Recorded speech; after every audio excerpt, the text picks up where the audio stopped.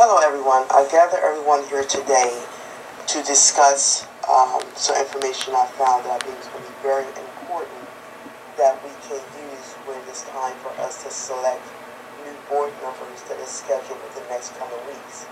Now, as a senior leader, it's one of my responsibilities to ensure that I provide valuable information that is going to benefit our organization as a whole. And one of those key items is ensuring that we select and have individuals in the organization sitting on the board that's going to allow our organization, one, to grow, and also make sure we are adhering with the rules and regulations that are assigned to nonprofit organizations. Now, one of the information that I have researched in the last few weeks are the responsibility and roles of board members. Now, I believe that some of you may feel this is not valuable information, but it is. The individuals that we have on the board can determine whether or not our organization grow or whether or not we stay stagnant. Board members affect us how we look in the public, how our staff members and volunteers complete their specific job tasks, as well as make sure that they're adhering to and enforcing our mission as an organization. Now, there are some we have had in the past who were not ethical and were very biased. So again, we have to ensure that we select individuals that are, number one, ethical, have morals, and will not cause any type of legal liabilities to the organization. So that's why I really do feel as though this information I'm going to provide is going to be very beneficial.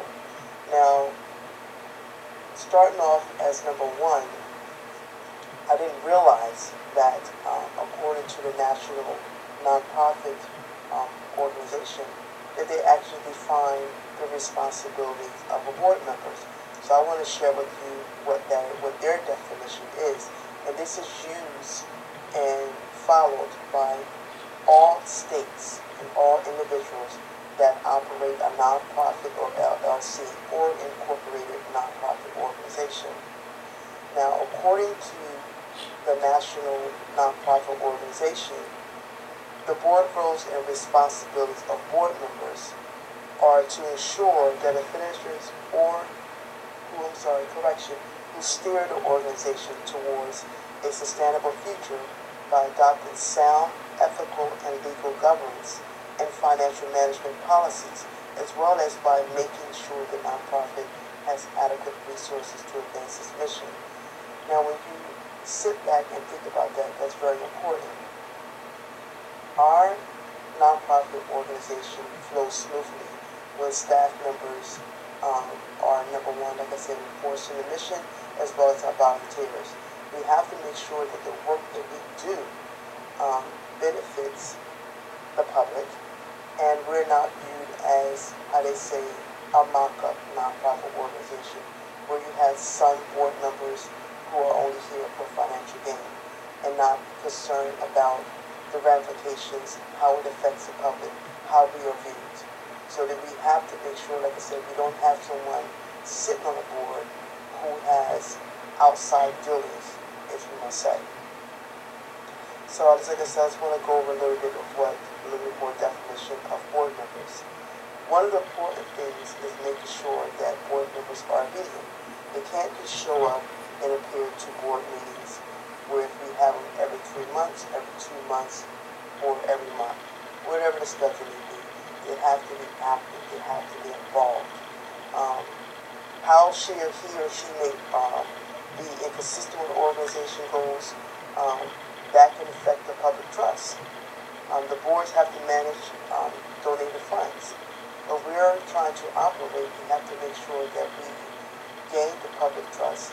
So therefore, if we have individuals or we have agencies or companies that are donating their time and their funds to a nonprofit organization, we have to make sure that the individual board member, staff member, or volunteer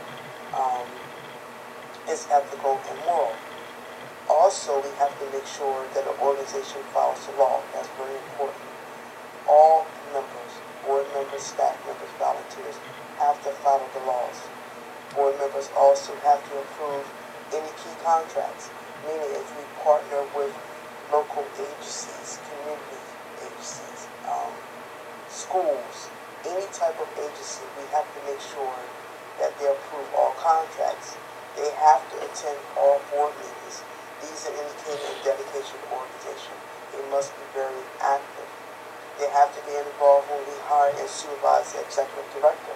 This is also another key factor. They have to make sure that the organization remains financially solvent by evaluating financial policies, approving budgets, and reviewing financial reports. This is also key. We have to make sure that the funds are allocated accordingly, meaning if there's any payroll involved, if there's any funds that are received from state funding, if there's any federal subsidies, they have to make sure that the funds are allocated in the appropriate departments as guided. If not, we can lose funding. State does send individuals down once a year to make sure that all funds received are allocated and used as what we have initially requested. Another aspect of board members is that board members are part of public relations. So we have to make sure we have individuals that are stable in the community. No bad publicity, no dealings with political aspects that can affect us organizations.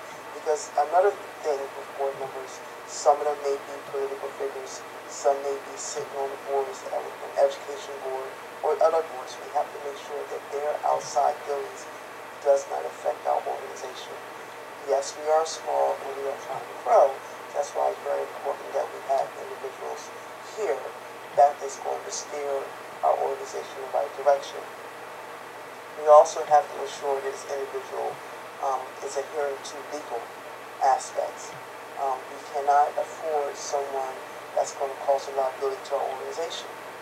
Again, that's why it's very important that we select board members or individuals who are adhering to the rules and regulations. Another key thing is they have to be actively involved with staff members. Staff members want to be involved with board members. They want to make sure they gain value, and especially with our volunteers. We have individuals who volunteer their time. They have full-time jobs. So we have to make sure we have someone who is communicative, who is hands-on. Again, like I said, this is not just short of 2 meetings. They have to be active. They have to be a participant with staff members. They have to also make sure they're engaged in following the mission of the organization. Like I said, it's a big responsibility for board members. It is not just me. So as a senior leader, again, like I said, I think it's very important that we collectively sit down and review and determine what individuals we're looking for, what ethical values are we looking for, what financial values they can bring, what assets they can bring. We have to look at all these different areas before we can just select a board member. Although they may have long time in the community, they may be an active participant, again, as stated before, on other boards or education field, whatever the case may be. We have to make sure this individual is going to be dedicated and consider our organization their top priority. Yes, again, they do have other priorities, but what they do is going to determine how we grow as one. Also, what I have found to be very important is that we have to make sure there is no outside dealings where there is, let's just say, a individual who's stealing money. I'm just going to put that out there. Yes, we have some board members that may solicit in the wrong way, that might be viewed as someone who is stealing funds. We don't want that. We have to sit down collectively, ensure that we are picking individuals that are going to grow our organization as a whole. We cannot just sit back and just say, need someone to fill the seats because this is what's required for nonprofit organizations. Excuse me. And yes, some other organizations do that because they're looking more for the funding. We don't want that. Yes, we do want the funding, but we want to make sure we have an active, involved board members, all of us, including senior leaders. So I hope with this added information that when we do sit down in the next couple of weeks and gather to make the decision of who and what we're looking to fill these 2 spots, that we make sure that we collectively agree that ethical value is one, their moral values is another aspect, and their public relations, them as a whole, what do they bring to the table, what are their valuable assets.